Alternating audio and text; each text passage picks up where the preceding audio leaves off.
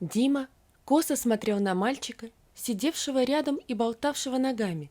В какой-то момент Диме это надоело, и он положил свою руку на ноги мальчишки, заставив его остановиться.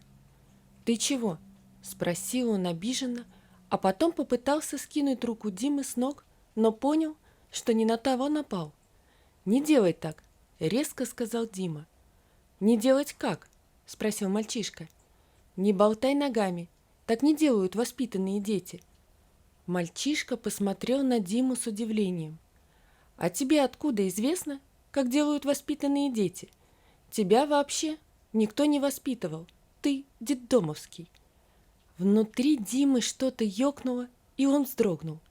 Посмотрел в светлые глаза мальчишки, имени которого даже не знал, потом замахнулся и ударил его по плечу. Тот начал скулить и звать на помощь. «Мама, меня пацан ударил!» Дима смотрел на мальчишку, который несколько секунд назад был таким невозмутимым, а теперь ныл, пуская из носа пузыри. К нему тут же подбежала какая-то женщина, присела перед ним на корточки, достала носовой платок и принялась вытирать лицо мальчугана. Она с неодобрением смотрела на Диму, а потом покрутила головой по сторонам. «С кем этот мальчик?» Дело происходило в детской стоматологической поликлинике, куда Диму привела воспитательница для того, чтобы удалить зуб. Зуб болел уже несколько месяцев, но Дима терпеливо ждал того, что рано или поздно он сам вывалится. Этого не случилось, зато щеку раздуло до невероятных размеров.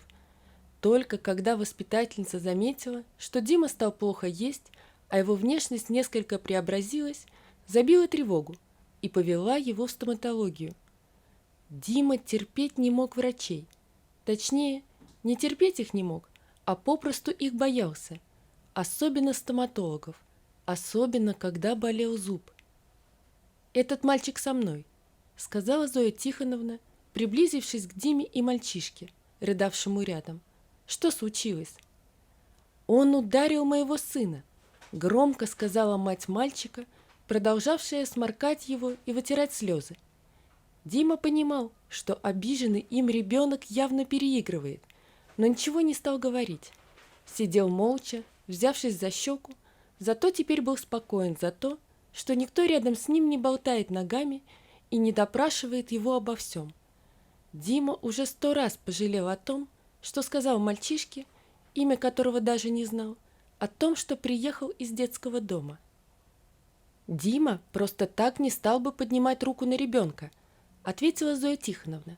Она была единственным воспитателем в детском доме, которая с лаской и заботой относилась к детям. Остальные казались Диме злыми и угрюмыми, вечно недовольными происходящими вещами, загруженными своими проблемами и равнодушными к детям. «Я не знаю, что такого сказал мой сын, за что получил такой серьезный удар». «Дима», — обратилась к нему воспитательница, — «что сказал или сделал этот мальчик?» Дима надулся и молчал. Он не собирался оправдываться и объяснять что-то, просто сидел молча, уставившись в одну точку. «Зверек какой-то», — сказала женщина, а потом взяла за руку своего сына и отвела его в другую часть больничного коридора. Зоя Тихоновна присела рядом с Димой, потом посмотрела на него. «Дорогой мой, в чем дело? Почему ты разочаровываешь меня опять?» Опять мелькнуло в голове у Димы, и ему стало стыдно. Ему редко бывало стыдно перед кем-то, но вот перед этой воспитательницей, которая с трепетом относилась и к работе, и к детям, у нее было особое отношение. Ему было стыдно. После посещения стоматолога вернулись обратно в детский дом. Дима жил в этом месте уже больше года. Он попал туда после того, как умерла его бабушка, заботившаяся о нем. Про родителей он почти ничего не знал.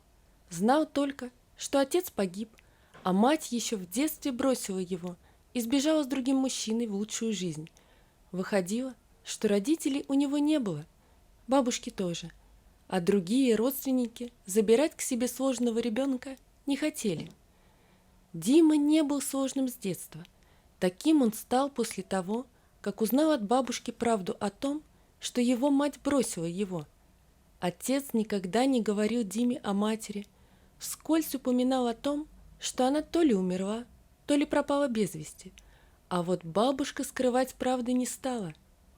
«Кукушка она, а не мать», — говорила бабушка Зина. «Бросила тебя на шею к Никите повесила, а сама с другим мужиком в лучшую жизнь умотала». «Папа говорил мне другое», — насупившись, ответил бабушке Дима. «Она умерла». «Куда уж там?» — бабушка возмущенно посмотрела на внука. Никита все время прикрывал эту выскочку, как будто чувства к ней у него не прошли. Наивный остолоп, который так и не встретил другую бабу, которая могла бы выбить из его головы воспоминания о Ленке. Ленка не была девицей правильной, хорошо воспитанной, из койки в койку скакала. Вот и доскакалась.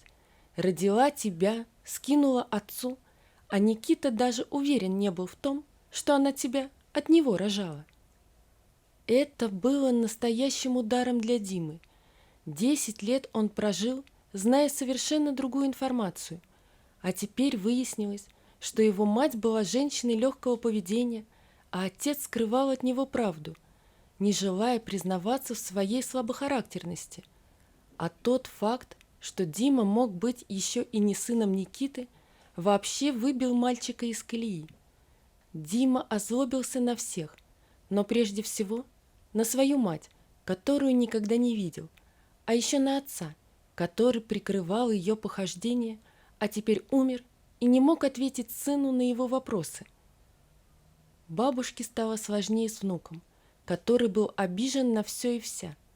Она пыталась вразумить Диму, но было слишком поздно. Рой корней, пущенный в голове Димы в результате ее признания, было уже невозможно предотвратить. Бабушка Зина скончалась через год после того, как умер ее сын. Так Дима, будучи со всех сторон сиротой, оказался в детском доме. Здесь ему было тяжело, но, по крайней мере, не он сам выбрал это место, поэтому вариантов не было. Его почти все называли недочеловеком. Дима почти ни с кем не общался, друзей у него не было. Была только глубокая обида, рана на сердце, которая никак не хотела затягиваться, как бы он ни старался. Да он и не особенно старался в последнее время, потому что смирился с тем, что был предан всеми своими близкими людьми, а свои 12 лет жизни он прожил во лжи и предательстве. Только рядом с Зоей Тихоновной было Диме как-то светло и тепло. Она не называла его зверем, не считала недостойным ласки и любви, жалела его и никогда не задавала лишних вопросов. А однажды днем, когда ребята гуляли на улице, а Дима привычно сидел на скамейке и палкой рисовал на земле какие-то узоры, она подошла к нему и сказала: «Пойдем со мной, к тебе пришли». Дима поднял голову на воспитательницу, а сам не мог поверить, что это именно ему она сказала эти слова. Кто мог к нему прийти? Родителей не было, бабушка умерла, других родственников не имелось. Может быть, отыскался какой-нибудь далекий родственник, богатый и готовый поделиться своим богатством с Димой. Такие мечты частенько наведывались в голову мальчика, но он понимал, что это глупости и бред его воспаленного воображения. «Ко мне?» – переспросил Дима, а Зоя Тихоновна кивнула. «Точно к тебе. Пойдем». Шли к зданию детского дома молча. Диму так и подмывало спросить о том, кто был тем человеком, кто пришел к нему. Но зачем задавать лишние вопросы, если через несколько минут он сам все узнает? В кабинете директора сидела женщина. Директор, высокий и седой мужчина под 50, встал, когда Дима и Зоя Тихоновна вошли в кабинет. Женщина сидела к двери спиной, и Дима никак не мог взять в толк, кто она и кем ему приходится. Потом она обернулась, и от лица мальчишки отхлынула кровь. Он узнал ее сразу, хотя видел всего пару раз на фотографиях, которые находил у отца. красивая, черноглазая, очень эффектная. Конечно, спустя 12 с лишним лет она стала другой, но это точно была она. Это была его мать. «Елена Николаевна, а вот и Димочка», — весело сказала Зоя Тихоновна и легонько толкнула Диму в кабинет. Он встал, словно врос в пол, и даже голос директора не привел его в чувство. «Дима, твоя мама приехала за тобой. Она долго тебя искала, и вот...» «Она меня бросила», — резко сказал Дима, а потом увидел на лице своей матери боль и отчаяние. Она хотела что-то сказать, но не успела, потому что заговорила Зоя Тихоновна. «Дима, ты многого не знаешь, не надо сразу обрубать концы». «Я не буду с ней говорить», — крикнул он и выбежал в коридор. Долго бежал к выходу, потом бежал в сторону аллеи, на которой обычно гуляли воспитатели и те, кому приезжали потенциальные приемные родители. К Диме такие не приезжали ни разу, зато теперь появилась мать. Зоя Тихоновна нашла его, когда уже начинало темнеть. Прошло время ужина, а Дима продолжал сидеть в темном углу аллеи, сдерживая слезы и упиваясь обидой.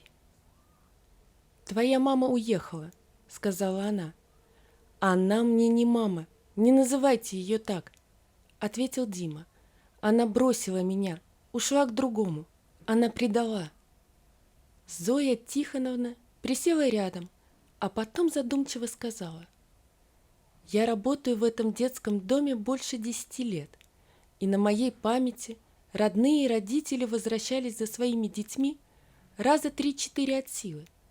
В остальное время деток забирали приемные родители, а все остальные 90% детей жили в этом месте до совершеннолетия. Я была уверена, что ты будешь счастливчиком, которому повезет уехать отсюда раньше, и я не прогадала. Не отталкивай мать, она не виновата в том, что вас разлучили». «И какова ее версия? Она потеряла меня? Ее выгнал отец? Почему она не появлялась?» Зоя Тихоновна погладила Диму по голове. «Причина вашей разлуки в том, что твоя мать была влюблена. Да, полюбила другого мужчину, решила забрать тебя и уйти. Мать твоего отца наотрез отказала ей. Ты ведь помнишь, кем работала твоя бабушка?» Дима кивнул. «Судьей, но это было давно, она уже много лет не работала. Она позаботилась о том, чтобы тебя и мать разлучили, а потом жизнь, такая многогранная и переменчивая, она не давала шанса твоей матери объединиться с тобой. Вы переехали в другой город с отцом, ведь так?» Дима кивнул. Постепенно ему становилось легче. Версия, которую рассказывала Зоя Тихоновна, была понятной, да и Дима доверял этой женщине. Он считал ее хорошим человеком и не мог ей не верить. А еще он и в самом деле хотел иметь свой собственный дом, в котором будет любовь и ласка. Он не хотел быть зверьком, он хотел быть человеком. «Ты поговоришь с ней завтра?» — спросила воспитательница. «Она приедет и будет приезжать до тех пор, пока ты не выслушаешь ее». «Да», — коротко ответил Дима и вдруг понял, что никогда и ничего не хотел так сильно, как впервые за столько лет обнять свою мать. Вот такая история, друзья. Напишите, пожалуйста, что вы думаете об этой истории. Не забудьте подписаться на канал и поставить лайк. Всего вам доброго. До свидания.